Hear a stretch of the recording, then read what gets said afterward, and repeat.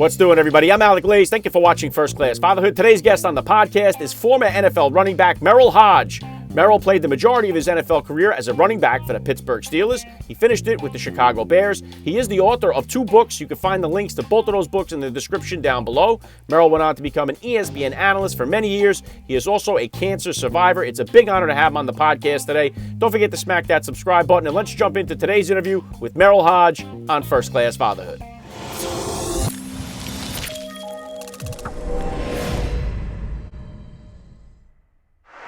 Joining me now, First Class Father, Merril Hoge. Welcome to First Class Fatherhood.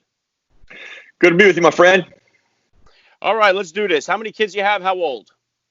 Well, I've got, let's start with this. I've got 2 kids. My daughter's 26 and my son is 24. And I got 3 grandbabies. I got a 7, a 6, and a 3. So I got a mixture, man. And I couldn't be happier. Yeah, I love it. What type of sports or activities were the kids into growing up? Well, you know, my daughter was actually more of a theatrical. She was gifted in music, gifted in singing, dancing, and acting. But she played soccer, baseball. I coached her for several years in soccer and baseball. But her real gifts were theatrical. You know, she competed on Broadway, and she was that talented. But hers is different. My son, he played everything. He was basketball, baseball, football. He came out of the womb wanting to play sports. He was made to play sports. So, and I coached him in all those sports too till he got to high school. Yeah, that's good stuff. Merril, if you could just take a minute here to hit my listeners with a little bit about your background and what you do. Well, I used to play I played in the National Football League for nearly a decade. Was drafted by the Steelers. Majority of my career was with them, and the end of my career with the Chicago Bears. Those were my 2 actual favorite teams as a kid too, by the way. Walter Payton was my favorite player. The Steelers were my favorite team. So I didn't see that coming. Worked at ESPN for 21 years as an analyst there. Have been doing a lot, and my third passion in life has really evolved into inspirational and motivational speaking. I became an author some 10 years ago, which if a lot of my teachers were out there right now, they'd probably fall off their chairs right now because I got all the people that probably wouldn't write a book. It would be me. And I just finished my 3rd one, by the way. So that gives hope to anybody out there that you can do anything if I can write a book. So I now do a lot of motivational speaking. I'm an author. I helped create a way to play program that we launched with the NFL. I still do stuff with the Pittsburgh Steelers in their media outreaches and football evaluations. So and contributed to Fox and Friends. So busy and enjoying where I am.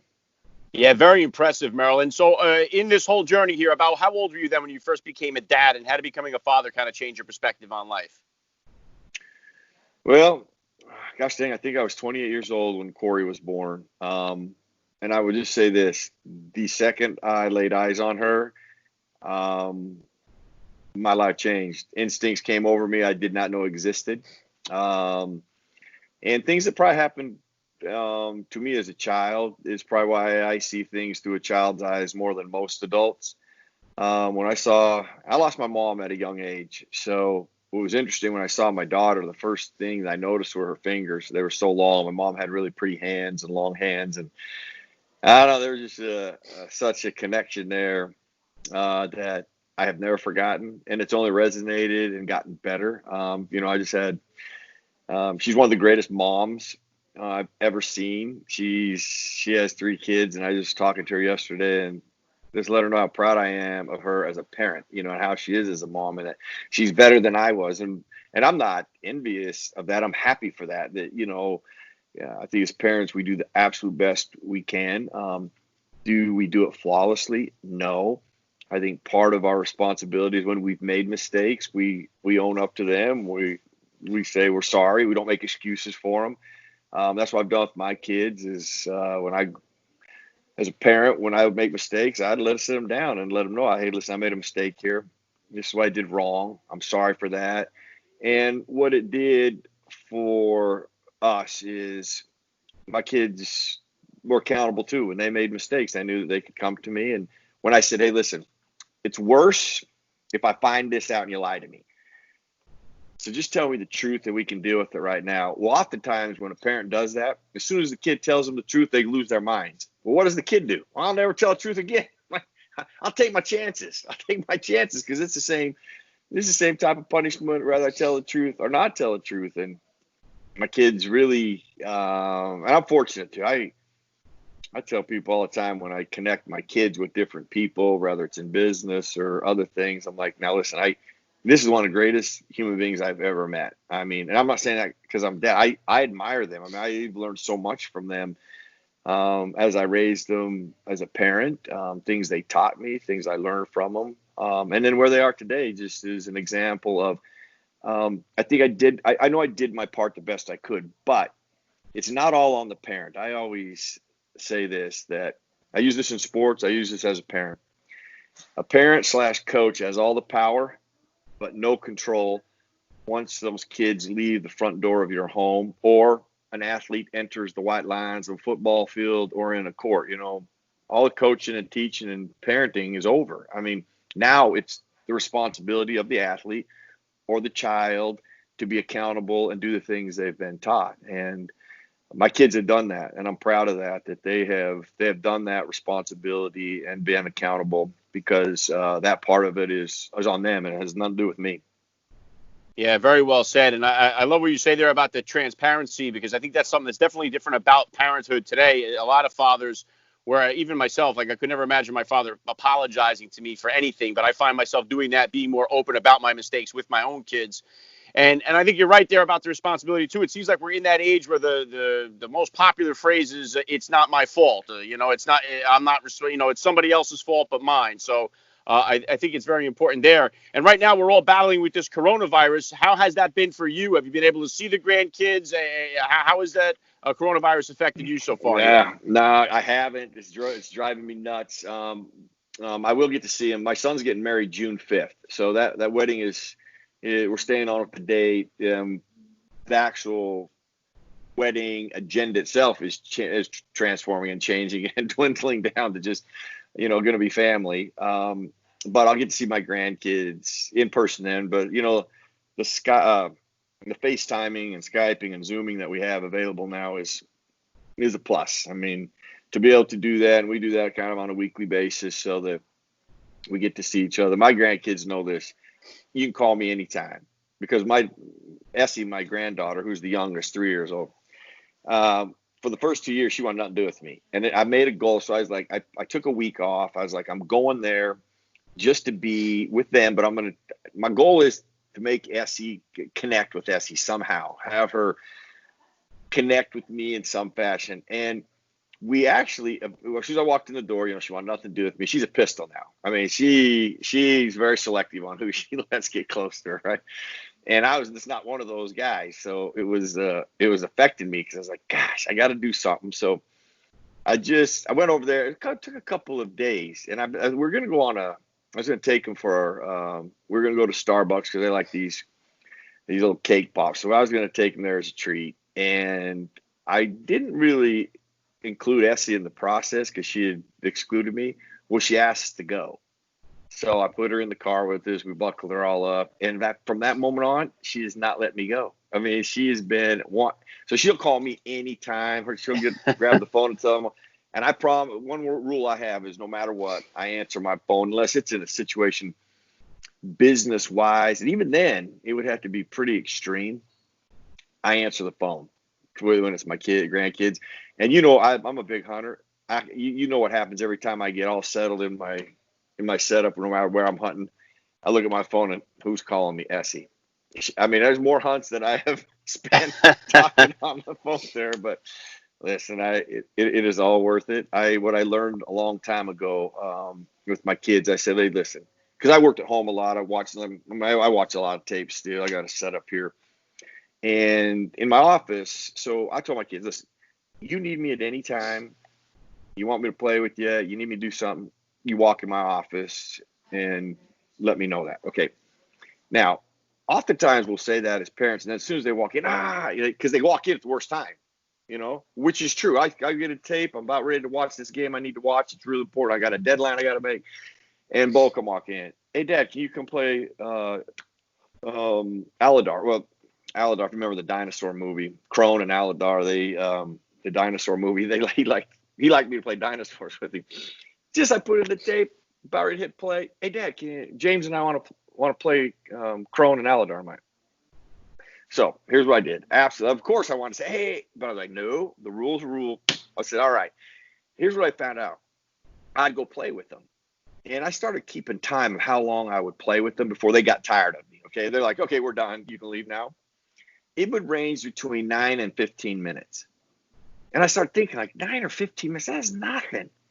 If I would have just robbed them of that 9 or 15 minutes, and I was like, it taught me a lesson to be diligent in doing that, because it isn't like they're asking for all day, but those 9 or 15 minutes matter to those kids, and they know that they can come get you, and they trust that you meant what you said, that, hey, if you need me, I'll come. And even to this day, my son's 24. Well, I'm looking at an email they just sent me this morning about a bill. I mean, it just builds. You start and invest early in your kids, it evolves later in life. It's what I think happened to me in my life. Even though I lost my mom at a young age, my parents didn't invest in me as far as doing things with me. And I think they realized it about age 18 when I was going to graduate. And then they wanted to do all these things with me. And I remember my feeling was like, I want nothing to do with you. And it wasn't mean. I'd never done anything with them. And it felt actually uncomfortable. And I was like, I'm not going to I don't want my kids to feel like that.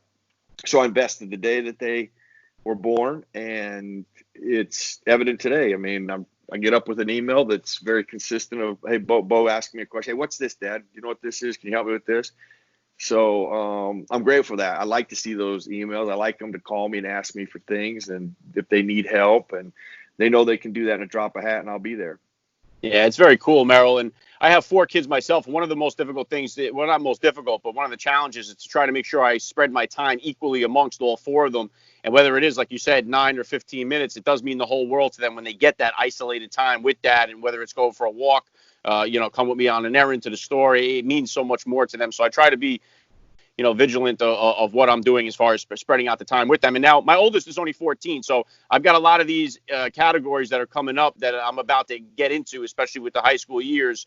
And when we talk about the being honest, really trying to set them up for when it comes to drugs, alcohol, sex, driving, and stuff like that. So you've been through all these things. How did you kind of handle when, especially with your daughter, an NFL football player like yourself here, how did you kind of manage all this stuff when your daughter hit that dating scene? My youngest is my only girl. She's 5 right now. I'm already dreading them days. But how did you kind of handle it when it came to that? Well, I will tell you this, because I was so in tune with Corey and involved with all her friends and active with coaching her and being a part of her daily life. As a parent, I watched for things. Now, I'll tell you what happened. I'm in the garage one day, and she's telling me this joke. And I'd heard the joke before. And when she started out, I was like, okay, this is a X-rated joke my daughter's starting to tell me, okay? And when she tells me the joke in the manner in which she told me, an alarm went off, okay? These are the kind of things she's hearing at school. Okay, well, I don't want some 13, 14, 15-year-old clueless kid giving my daughter some information when they are as clueless as she is. And I realized then, okay, they're starting to talk about sex and drugs, and I need to talk to her now about it. I need to express to her about it. And what I tried to do with my kids is I gave them, I don't want to give them, hey, listen, you ever do anything like that, you're dead. I will kill you. You ever touch anything, I don't want to create that fear in them. I want to help equip them. How do you handle the peer pressure? How do you handle somebody who comes in and says, "Oh man, you want a beer? You want to smoke this joint? You want to take this pill? Oh, it's okay to go with him and do that." Okay. Here are the options and ways to handle getting out of it. And we would walk through different scenarios. I go, listen, I can always be the bad guy. Okay, you can always go, if my dad knew anything about this, and now he will find out, I go, we're all done. I go, that could be an option. And also think about, too, when you choose to say no, when you choose not to we say drugs and alcohol, let's take that category for for a second. There's rewards for not doing that. I used to tell my kids, I've never seen anybody in my life, and nobody will ever see it, where they're going to say drugs and alcohol were the keys to my success. You'll never hear that story, but I'll give you thousands of stories where they're like, it ruined my life. It ruined opportunities. Had I not done that, I could have possibly done this. So I go, there's fallout when you make those choices. So what I'm trying to get at is I really try to give them a scope of things and ways to get out of peer pressures that they may be put into. Going back to the relationship that we already had, they could call me in a heartbeat, and they knew that. And then they knew that they weren't going to get in trouble if they were in that environment or got put in that environment. They were doing the right thing of getting out of the environment, and I'd be there to help them. So I gave them a lot of tools to try to help them deal with somebody making peer pressure into them. And if you choose to say yes, here's the ramifications for it. Understand this could be the fallout from it. If you choose to go down the road and you have premarital sex as a young girl or a young boy, here's the things that can happen from it. Okay. And none of them are very good. Okay. But here's the results if you say no. And these are really good things too. So present both sides to them so they have that, and then develop some tools for them so they can handle those environments, walk through them. We used to do little scripts where I'd say things to pressure them, and they'd use what tools we'd use to get out of it, to defend themselves. And in fact, I'll tell you this, what probably was the most complimenting thing that ever happened from those talks. It was my daughter's around 16, and her friend of hers was struggling with a guy that was really pressuring her into doing some things that they shouldn't be doing. And she brought her into my office. This is how comfortable my daughter was. She brings me into her office. She sits her down and she tells me what's going on with her. And she goes, "Can you help her, Dad?" And walked out. And I'm like, and you talk about praying. I'm like, "Oh, please help me. Please help me. Please help me with this one." So they would bring friends of theirs, to say, "Hey, here's what my dad can help you with that." And the little girl, that I remember her asking me, some questions, and I kind of asked her, I go, "Well, listen, if you say yes, what is the result of that? What if you say no? What's the result of that?" And when we walked through those things with her, she's, kind of did the same thing with her, gave her some tools to think of, which is usually what happens with kids is they've never prepared for those scenarios. They get caught in them. And, I mean, I've been in peer pressure situations and collapsed in them because I didn't have an out. I didn't have a way to defend it. And so that's what I really tried to do with my kids is give them all of those tools. So when it presented, I remember the first time my son Bo told me he got offered to do a cigarette. I mean, he was like, and I remember how angry he was, but how proud he was, how he handled it. But he had used those tools on how he's like, "Well, I'm telling my dad then." He goes, "I'm going to tell my dad, and this kid shouldn't be smoking either, right?" That kid started clamming up. So he didn't know what to do. And so I was like, "Bo, that's a good move, son. I love it." So, Yeah. I think if you do those things, then at least, then I go back to that. A parent has a coach says, "Parent, we have all the power, but no control." As soon as they leave the front door, then you just hoping that the tools you gave them, that they'll apply. Yeah, I think it's some great advice, Merril. And I think we have these tools in place for kids to defend themselves physically. Like we could put them in Brazilian Jiu-Jitsu. We could put them in a karate class to teach them if they get into a situation how to defend themselves. But we don't really do that as much when it comes to these scenarios. It's when people get there and they have the problem, we send them to an AA or something to how to get out of it at after effect. We don't really have that as a preemptive strike for how to handle it. Like where you can go to a class and learn, like you just said there, have some options to defend yourself in these situations. And I drive Uber on the weekends, man, and I'll tell you, it's a nightmare what I see at 2:00 in the morning when the bars are emptying out, and it's mostly the college age kids, and it's like, they are hammered. The good thing is that they're using the technology to get home and they're not drinking and driving, but it's just a mess out there. And I think our culture really, celebrates that lifestyle, and it's like, oh, you have to have that experience. And I think kids are like, more inept to do it just because of it's what you're supposed to do to gain that experience, as a college student. But I would agree with you. That's why, I try to be proactive with my kids with walking through all the scenarios of yes and no. I mean, it's you have to when you walk through those and go, here's could be the ramifications, and understand that. When you walk through them at a younger age, it really worked well with me with my kids, because they thought about those things, and what they wanted to do with their lives became important. And we constantly talked. We didn't just have one dissertation on that one day and then let it go. I mean, it was a constant dialogue, through those years. Yeah, and getting back into your story a little bit here, Merrill, what led you into the path of becoming an author and a motivational speaker? What was the genesis of you making that change? I was sitting in a chemotherapy chair. It was my last treatment. A dear friend of mine who really the executive director of the foundation I'm the chairman of, which is the caring place, the Highmark Caring Place, which is a grieving center for children and families, the entire families, but we focus on children.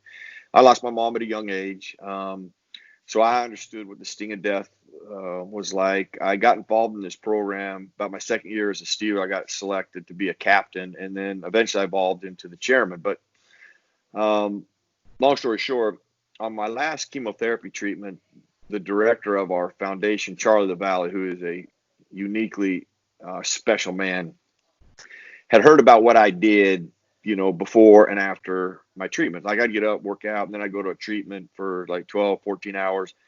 And then when I got home, I would finish up with some of my training programs that I used to do, or playing a basketball game if it was scheduled that day. And he's like, we ought to document that day. He goes, I think there'd be great value in that. And I'll be honest with you, I thought he was really documenting. My kids were 7 and 9 at the time. And I thought we were doing it more so that they'll have footage of me. I'll be honest with you, I was just trying to survive at that time.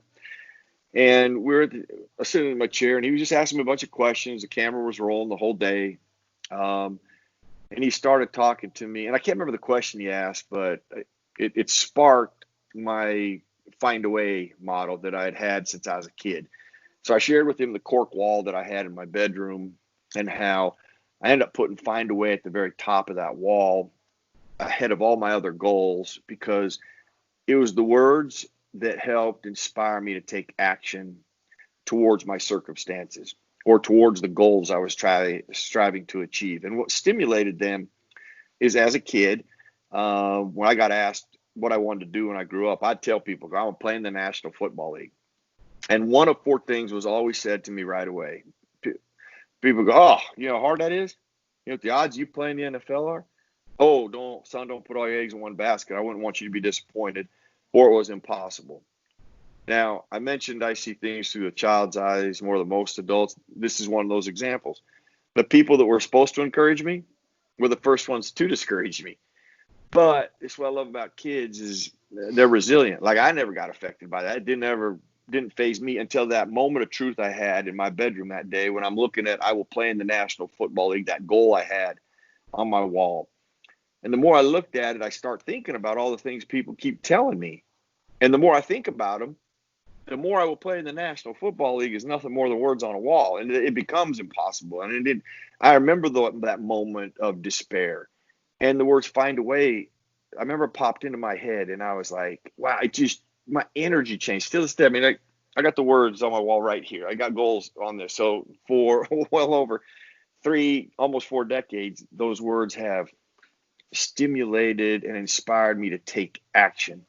And at the end of the day, there's not a person that's listening to your podcast or will that can't take action towards their circumstances. Going back to what you were talking about with excuses, nowadays you hear people, I call it a winning locker room or a winner's approach or a quitter's approach. What do quitters usually do? All right. Point fingers, cast blame, make excuses. Like, if you hear that out of a person, you probably understand their mental makeup. They're not going anywhere with that type of attitude. That is a recipe and a toxic, poisonous recipe for disaster. But a winner, all people in winning positions, the first thing that they all do is the most important thing I have found that makes change and inspires action and helps you deviate and start moving towards better things. Self-evaluate. Look at yourself, find out, what can I do better? What should I do better? correct those things, make a plan, and take action. If you follow that process, which I started to really follow that process, what the words Find a Way did, they inspired me to do that. They help me do that daily. And the energy I get from it and garner from it, the things that, the words are supposed to help me live a dream. Now they've helped me find ways to live. I mean, the book itself was a journey of find a way. How do you write a book? I had no idea how to do that. So, but taking action and doing things to help me discover that or change that or improve that helped me eventually get there. And anyway, I was sharing that with him, and he's like, you need to write a book and you need to get that message out. And I said, hey, Charlie, because you got to remember, I'm in the chemotherapy chair. It's one of the worst treatments I'd ever had. It was taking longer than ever. And I was just thinking about surviving, to be honest with you. I was like, I said, Charlie, I turned to him, I said, Charlie, if I survive, I'll do it. All right. I'll do it. And I just left it at that. A year later, he calls me up. He said, you remember that promise? And I said, I remember, Charlie. He goes, you need to write that book. And so I ended up doing it. And actually, that was 10 years ago. I just republished Find a Way because I had really my ESPN career to put in there and my open heart surgery that I need to put in there. So I added those to it and republished it here just about, several months ago, but I just got the first copies here a week ago. Yeah, wow. Very inspirational stuff, Merril. Yeah, I'll drop a link in the description of this podcast episode where my listeners can tap it and pick up a copy of both of your books. And, you mentioned there the NFL. Right now we're in this whole thing, all sports, and we finally just had some UFC action. It was the first sports that we've had in a couple of months here. What do you kind of see? I mean, you've been covering this sport for your whole life here. Where do you see the NFL headed in this upcoming season here with this coronavirus hanging in the balance here?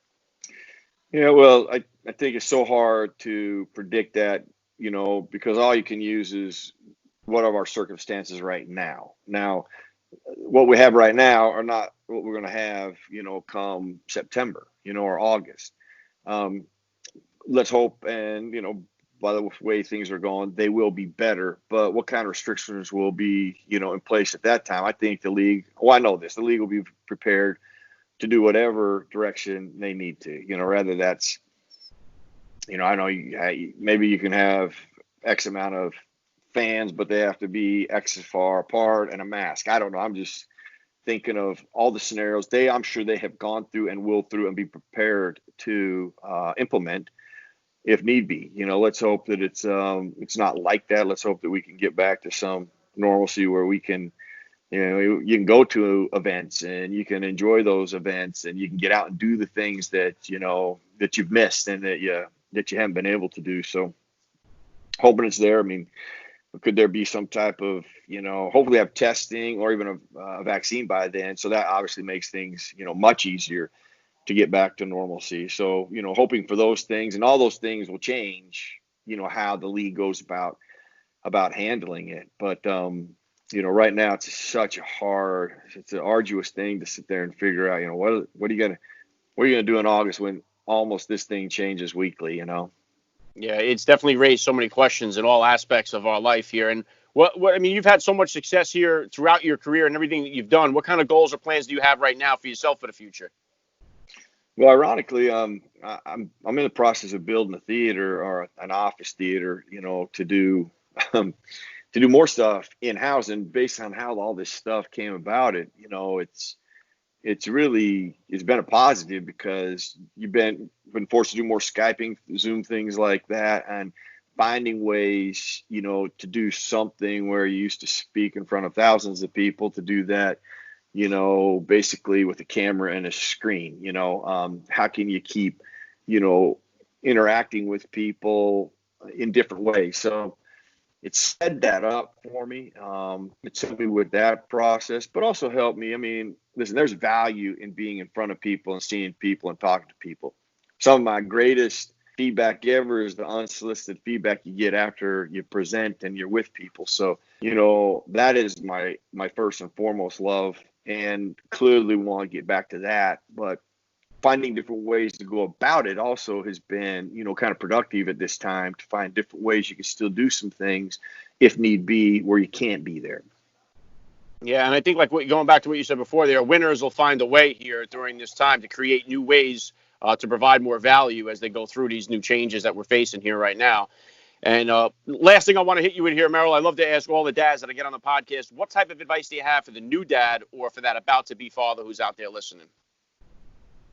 Well, I actually kind of already said it initially, but it's something that I think is so valuable that you invest in your child the day they're born. Spend time with them. Don't sit there and say, well, there's only, they poop and sleep. Okay, well, guess what? Changing a diaper is still being there to hold. I mean, you start with that. Talking to kids, when they're mumbling, listening to them, and some of the most important things I've ever done is just listen to my kids, okay? Not be the talker, but be the listener. Something I did that when I'm talking about investing and truly being with them, I used to tell my kids, listen, I mean, if you guys need a ride anywhere, then you want to go play with a friend or something, just let me know. I kind of already talked about my office. They could come to me anytime because I worked at home. And of course, they always came in and interrupted me at a time that wasn't convenient for me, but I never, ever said no. Now, what I did, and oftentimes my kids only needed a ride that's 5 minutes away. What I started thinking about is that 5 minutes is a time to really connect with my kids. So I had a rule. Well, you can ask me to take you anywhere. I'll take you anywhere. If you got to go play and you need a ride, I'll take you. No radio, and we hold hands and we talk on the way over there. And I'm telling you, I remember my son was around, think of this, about 14 years old. His two buddies are in the back. I can't remember where I'm taking him, but they couldn't get anybody to take him, so he calls me. I'm taking him. He turns the radio off and grabs my hand. Okay, now he's 14. Two buddies in the back. He's holding my hand with these two buddies in the back. I'm sitting there driving like going, this ain't happening. But the reason it happened is because I would do that at age 3, 4, 5 with him. And it was not unforeign to him. And I'd do it around all his buddies knew that too. I mean, all his buddies. I mean, one of his dear friends, Griffey, is like my adopted son. He lost his dad to a heart attack when he was born. So he became like my son. And it wasn't foreign to them to see that, and it's not foreign for Bo to hold my hand, drive into somewhere, drop him off because he'd been doing it since he could remember. So invest early, invest with them, listen. If you can do those two things, create a line of communication, it just will help build that relationship. They'll come to you with things that they're not going to be fearful, and how you react to things that they come to, even things that you're just like, you want to lose your mind. You're like, be composed and handle it in a manner. If you think you're on the other side, how would I like them to respond to this? How will make me feel like I can come to them more. And when they trust that doesn't mean that punishments aren't implied or that, there's not times you don't get angry with your kids. I mean, there were times I got angry with my kids, but I never lost my composure. I never laid a hand on them. I never felt value in that. So I feel there's value now to slap adults because adults know better. That's when you should get spanked. Now when you're 13 and you do something stupid, or 11 or 7 when you spill milk and you're going to get, what? I mean, it happens at that age. I mean, I think spankings are good, but I think they should be for like when they're in their 20s or 30s, now when you're a kid and you don't know what's going on and you're like, what was that for? I'm kidding. This is not very productive, but invest early, listen to them, build that relationship of communication, and it'll be a great footer and foundation for your relationship going forward. Yeah, very well said. I love the message. This has been an honor for me. I got to say, Merril Hoge, you're a first-class father all the way, and thank you so much for giving me a few minutes of your time here on First Class Fatherhood. My pleasure. All the best, all the dads out there.